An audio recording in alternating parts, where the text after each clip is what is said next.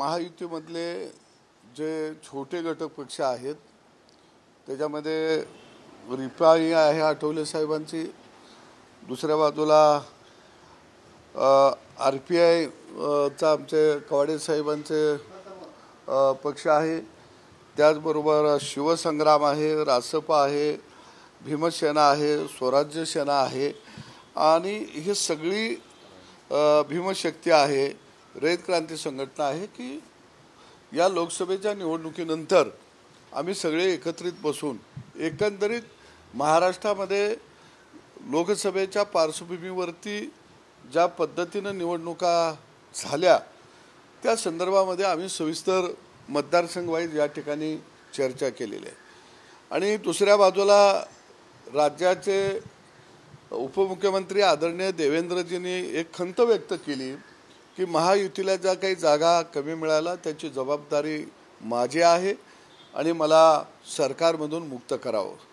या ठिकाणी आम्ही सगळ्यांनी विचारमंथन केल्यानंतर ही जबाबदारी एकट्या देवेंद्रजी फडणवीस यांची नाही, तर ही जबाबदारी सर्वांची आहे, महायुतीची जबाबदारी आहे।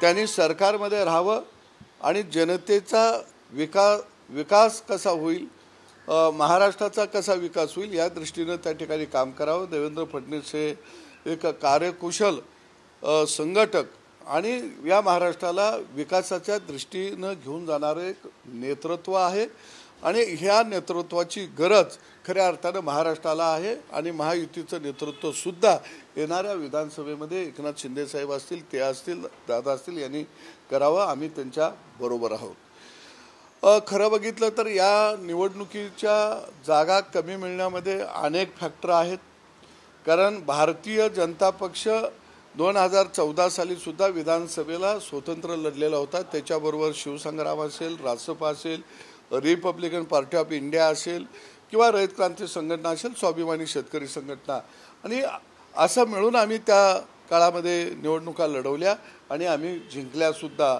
त्याच्यानंतर 2019ला सुद्धा आम्ही निवडणुका जिंकल्या, त्यावेळी सुद्धा नेतृत्व देवेंद्र फडणवीस हेच करत होते। परंतु यावेळच्या निवडणुकीकडे बघितलं तर जनतेच्या मनामध्ये अनेक प्रकारे शंका होत्या, जनतेच्या मनामध्ये खऱ्या अर्थानं दूषित वातावरण निर्माण करण्याचं काम हे महाविकास आघाडीनं या महाराष्ट्रामध्ये केलेलं होतं आणि एक जनतेची भावना अशी निर्माण झाली की भारतीय जनता पक्ष आणि महायुतीतले घटक पक्ष हे विस्थापितांची बाजू घेऊन लढणारे पक्ष आहेत। परंतु यावेळी मात्र असं चित्र रंगवलं गेलं की भारतीय जनता पक्ष आणि घटक पक्ष हे जरी महायुतीबरोबर असले तर भारतीय जनता पक्ष हा प्रस्थापितांना घेऊन लढत आहे अशी एक भावना तयार केली गेली आणि खऱ्या अर्थानं आमचा चेहरा होता वाडा विरुद्ध गावगाडा। पण या निवडणुकीमध्ये जनतेच्या मनामध्ये एक भावना अशी तयार झाली की वाडे महायुतीच्या बाजूला आहे आणि त्यामुळं गावगाडे बाजूला झाले, हेही एक चित्र खऱ्या अर्थानं झालं। त्याच्यामध्ये शेतकऱ्यांच्या कांद्याचा प्रश्न होता, दुधाचा प्रश्न होता, संविधानाचा प्रश्न होता। संविधान खऱ्या अर्थानं धोक्यात येईल असा प्रचार मोठ्या प्रमाणामध्ये केला गेला, परंतु संविधानाची मोडतोड, संविधानामध्ये नवीन कायदे घुसवण्याचं काम हे सगळ्यात मोठं कुणी केलं असेल तर काँग्रेसनं केलं, हे सांगण्यामध्ये आम्ही कमी पडलो। आणि दुसऱ्या बाजूला मराठा आरक्षणामध्ये 10% मराठ्यांना आरक्षण हे महायुती सरकारनं दिलं, परंतु हे दिलेलं आरक्षण पोरखं राहिलं, त्याला बाप नव्हता।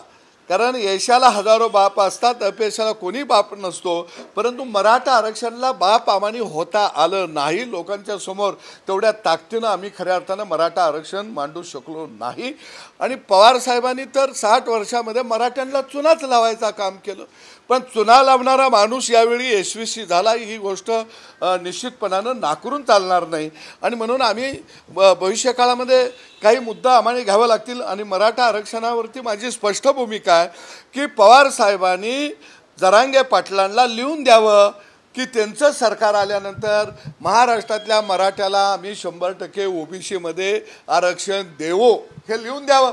ते लिहून देऊ शकत नाहीत, परंतु जरांगे फॅक्टरचा सुद्धा तोटा महायुतीला निश्चितपणानं झाला आणि पवारांनी कूटनीती या निवडणुकीमध्ये मोठ्या प्रमाणामध्ये वापरली, ते यशस्वी झाले आणि निश्चितपणानं याचा सगळ्यांचा विचार मंथन निश्चितपणानं आम्ही करू आणि विधानसभेला आम्ही एकनाथ शिंदे साहेब आणि देवेंद्र फडणवीस यांच्या नेतृत्वाखालीच जाऊ आणि ही महायुती भक्कम आहे।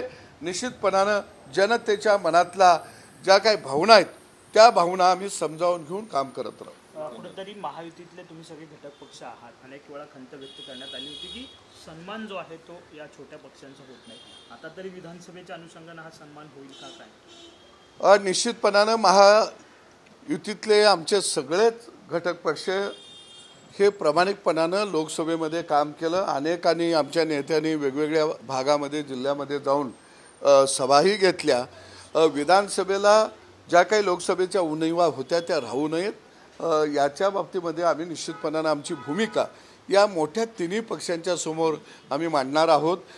या ठिकाणी जयदीप कवाडे यांना मी जबाबदारी दिलेली आहे की 15 ते 20 तारखेच्या मध्ये आदरणीय बावनकुळे साहेबांनी एकदा घटक पक्षांची बैठक घ्यावी आणि आमच्या काय भूमिका आहेत त्या जाणून घ्याव्यात आणि निश्चितपणानं सरकारचा चेहरासुद्धा हा विस्थापितांचा असला पाहिजे, गावगाड्याचा असला पाहिजे आणि घटक पक्षांना सन्मान निश्चितपणाने मिळाला पाहिजे। ही भूमिका सुद्धा घटक पक्षांनी त्या ठिकाणी मांडली व्यक्त केलेली आहे।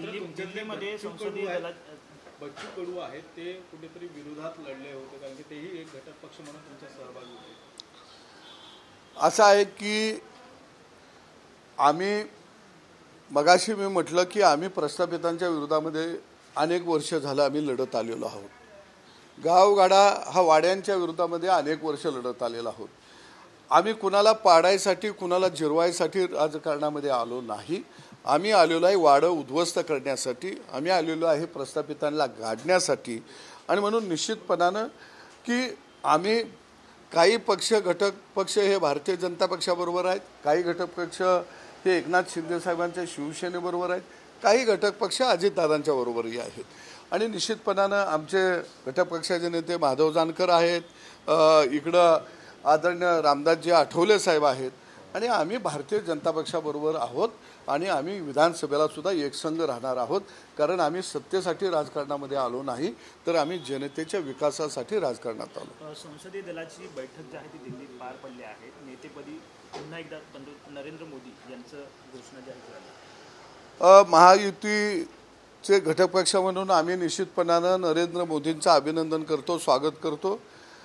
खऱ्या अर्थानं देशाला विकासाच्या वाटेवरून घेऊन जाणारं नेतृत्व म्हणून आज संपूर्ण देश आणि जग नरेंद्र मोदींच्याकडं बघत आहे कारण इंडिया आघाडी ही खऱ्या अर्थानं लुटारूंची टोळी आहे, ही टोळीवाल्यांची आघाडी आहे आणि म्हणून आम्ही एक इस्लामपूरला मेळावा घेतलं, मी वाक्य वापरलं तर आमची लढाई भारत विरुद्ध इंडिया अशी आहे। भारतातली कष्ट करणारी जनता यांना घेऊन आम्ही लढत आहोत।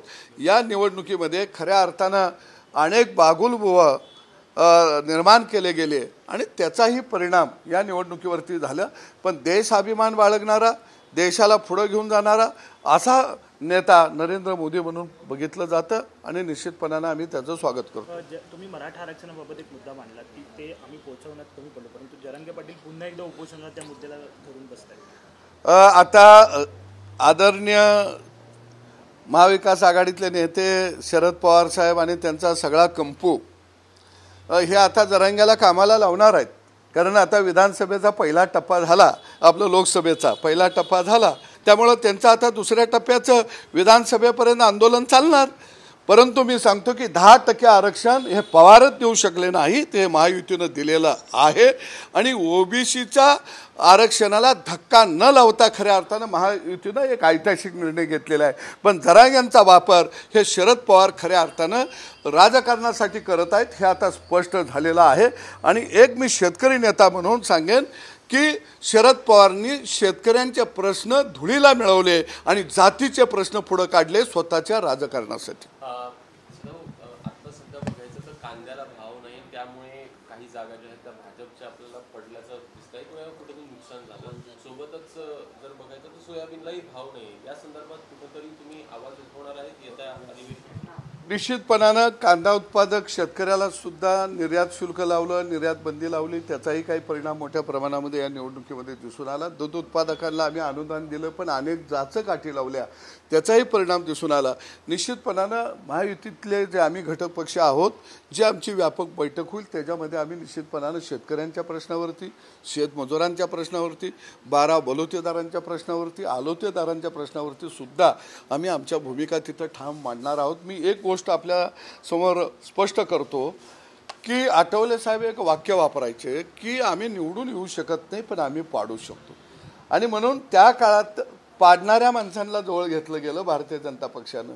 शेतकरी चळवळीतले नेते आम्ही शिवार फुलवू शकतो, खळ्यावर धान्याची राज उभा करू शकतो, पण आम्ही धान्य भरू शकत नाही. आमच्याकडे पोती नाहीत, ती पोती भारतीय जनता पक्षाकडून. आणि म्हणून मी भारतीय जनता पक्षाला विनंती करेन की आम्ही असंतोष निर्माण करणारी माणसं आहोत, या माणसांना खऱ्या अर्थानं सन्मान द्या, एवढीच आमची अपेक्षा आणि भूमिका. याच्यापेक्षा आमचं मागणं काही नाही आहे. एबीपी माझा, उघडा डोळे बघा नीट.